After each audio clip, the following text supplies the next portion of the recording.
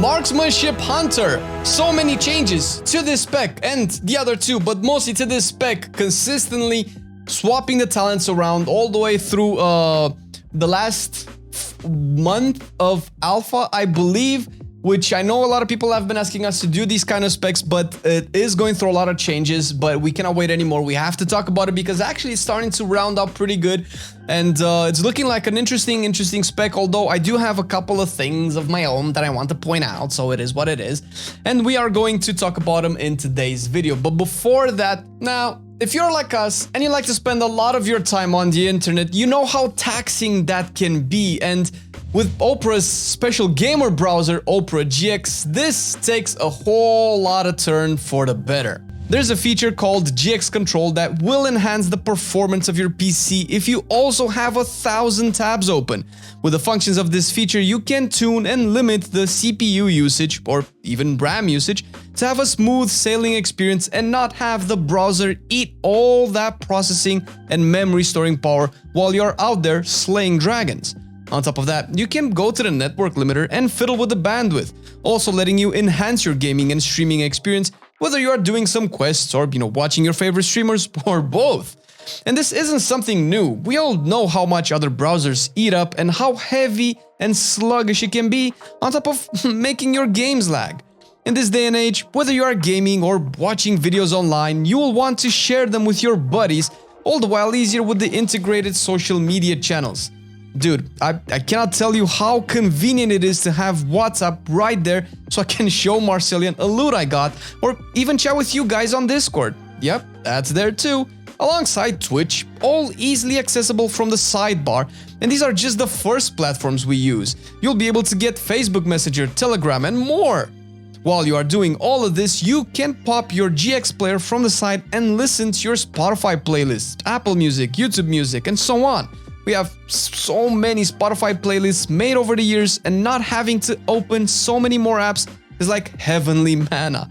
Having everything all linked up into one single place while calming down the horsepower used for it is just mind-blowing. And if you are mostly on your phone, or you use your phone heavily throughout the day, the browser comes with a phone version as well, GX Mobile, which syncs with your desktop version, getting all the stuff we talked about ready to use on the fly. It's our new browser of choice, and you can get it to easy mode by clicking the link down in the description. It will definitely help us out tremendously, and you will get to enjoy one of the, if not the best gamer browser out there. Thank you Opera GX for sponsoring this video. And with the general talent tree, if we start up, there's I've talked about them before, I don't want to spend too much time on them, but a few of them, like Kill Command, is a little bit weird because obviously, what are you gonna do if you don't have a pet? It's weird. It just and even if it works while not having a pet, so that you can justify the points spent, you spend focus and you do some damage that has no interaction with your spec. It could be good if you pick talents that says when you consume focus, X amount of things happen, but I believe that Marksmanship is like the normal rotation is enough focus heavy and good in generating focus that you probably won't find the place for Kill Command. If you do, then it's there, otherwise it's just really weird. I'm not gonna go into all of the other talents because they're probably the same. The one big thing that changed is Sentinel, and that's all the way on the right hand side, where most of the things as a marksman, you would want are. And the Sentinel is basically you call forth a Sentinel Owl to the target location, granting you unhindered vision. Your attacks ignore line of sight against any target in this area. Every 200 focus spent grants you 1 second of the Sentinel Owl. When cast, up to a maximum of 12 extra seconds. The Sentinel Owl can only be summoned and it will last at least 5 seconds. I think this is just a wrong wording of the tooltip. I don't know what that's supposed to mean. However, this feels like the resonating arrow effect from the Kirin, where you can hit things behind walls. Mostly probably for PvP, but although I do see ways to use this in PvE where it can be really cool, especially if you want to bypass mechanics, but this essentially depends on how the encounter zone is designed, where you can take advantage of line of sight, making mechanics probably not hit you while you can still hit the enemy. And if you go further down into the choice node below it, you have Sentinel's Perception, making Sentinel Owl also grant unhindered vision to the party members while active. So now raid members, so I'm guessing, probably dungeon is going to be where you will probably use this as well. Obviously you can use it in raids, but I doubt there's ever going to be a mechanic where you can only take advantage by LOSing it with only one party. The party that has the Marksman in, right? But it would be surprising to see if this can be put into practice because it's a cool mechanic, but again, it depends on how the content is designed. And the other choice is Sentinel's Wisdom. While Sentinel is active, your party takes 10% reduced nature damage, which is probably what's going to be used more. And the Sentinel all removes 1 poison and disease effect from a party member every 1 second. I'm thinking Bracken Hollow puts a lot of shit on a lot of people. This could probably be good there for the dispels and obviously the reduced nature damage. That could be really good. Once again, I don't know how much the LOS mechanic is going to take place. And again, as always, the Serpent Sting going into the capstones down below is always going to be weird for me. First of all, because of what you have in the general, in the class talent tree, which were in the spec talent tree rather, god damn it, which we will go over in a bit. But likely if you do end up picking Serpent Sting, you'll probably take Hydra's Bite, since latent poison, I'm not sure if you're ever going to take full value out of it. It's extra damage for sure, but you're going to shoot out so many aimed shots that latent poison injectors is never gonna really stack up a lot unless there's downtime. And if there's downtime, I guess that could be good. Otherwise, Hydra's Bite for spreading Serpent Sting AoE could probably be better. All the other capstones we talked about them, likely you're probably going to pick what's strongest, and whatever is strongest is probably going to be strongest for all 3 specs, but we will see. Now, if we do go into the spec talent tree, it has been redesigned a couple of times with a couple of paths added and maybe removed. It's okay. It still feels like it might have some issues, and there are still a few bugs that are still not working for us to test everything. First of all, Chimera Shot might be mandatory. It's currently bugged. It doesn't actually hit 2 targets, but at least it's properly replacing Arcane Shot. It's so strong that it's probably going to be mandatory, and I don't see a build that you would not want to take this.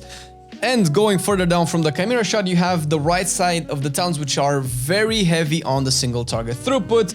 I'm not gonna go into all of them so far, since they've been out for like over a month and they keep changing, but some of them that I think are a little bit weird, I will talk about. And first of them is Serpent Stalker's Trickery, which makes aim shot have 100% chance to fire a Serpent Sting at the primary target as well, which again, if you take Serpent Sting, this is essentially useless. You cannot really skip it because you do need it to go all the way to the right hand side of the capstones if that's where you want to go.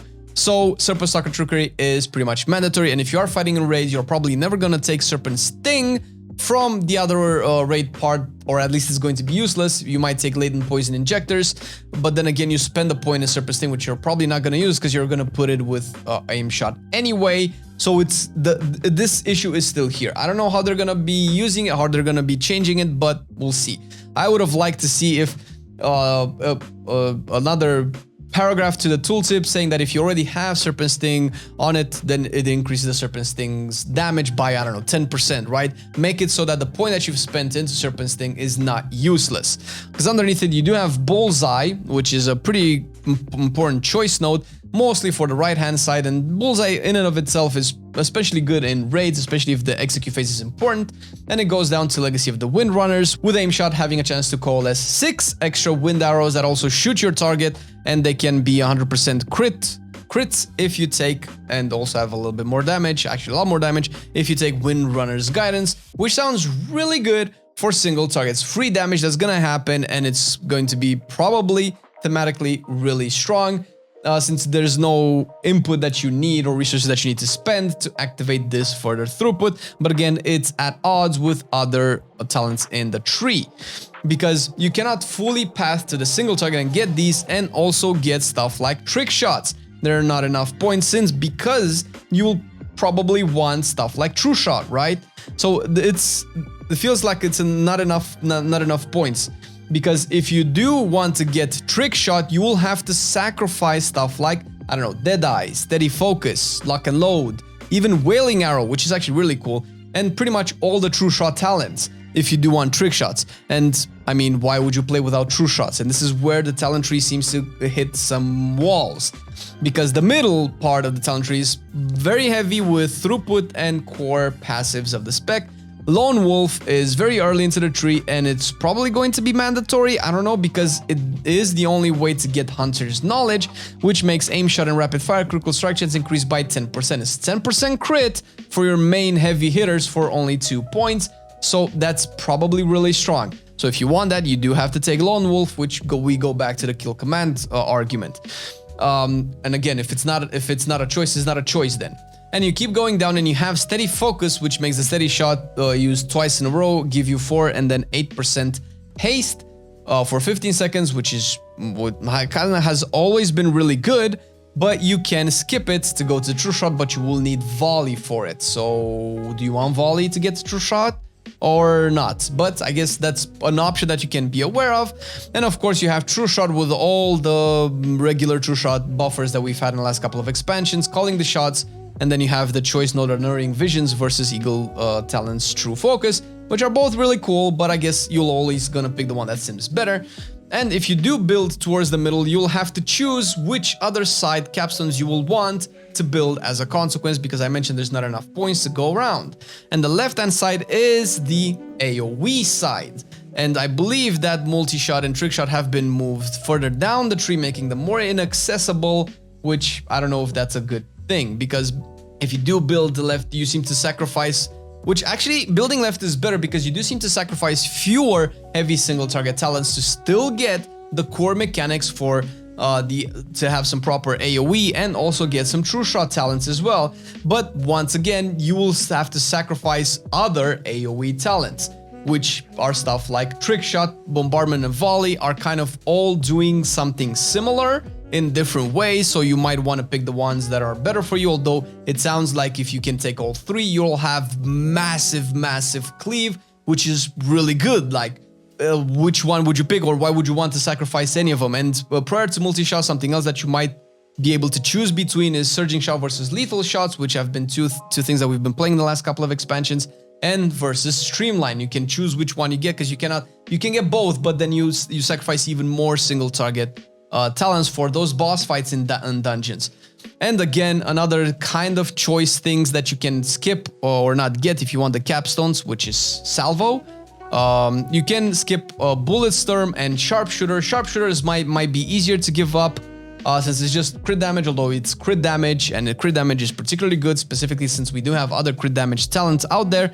Bullet storm is also really interesting, and you can also skip this. Bullet storm is basically each additional target your rapid fire or aim shot ricochets to from trick shots, increases the damage of your multi-shot by 25% for 15 seconds, and it stacks up to 10 times. The duration of this effect is not refreshed when gaining a stack, so this is something that you really want to spend really quick, and this is something that you get from the choice note prior to it, which is light ammo versus heavy ammo, which is probably light ammo what you're going to want if you want to take full value out of bullet storm.